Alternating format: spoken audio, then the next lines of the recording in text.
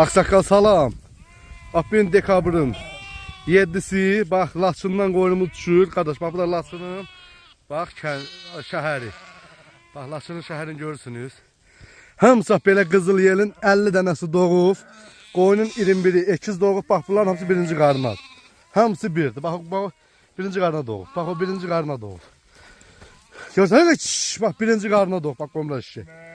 Görürsünüz qardaşlar. Bak Laçından yendirik qoyunumuzu.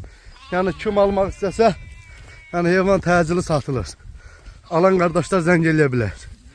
Heyvan Laçın yaylanından tökülür kətdən.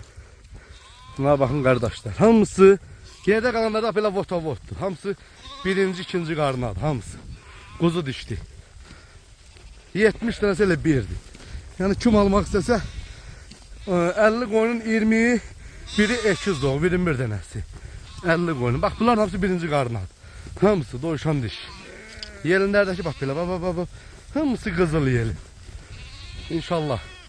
Kimler almaq istəsə bu da bizim güzel Laçınımız. Güzel. Bəh. Adam cennet arlandı olsun hava. Adam havadan cennet arlayır. Görürsünüz Laçını da. Bu da Laçındır. Görürsünüz heyvanlarımızda.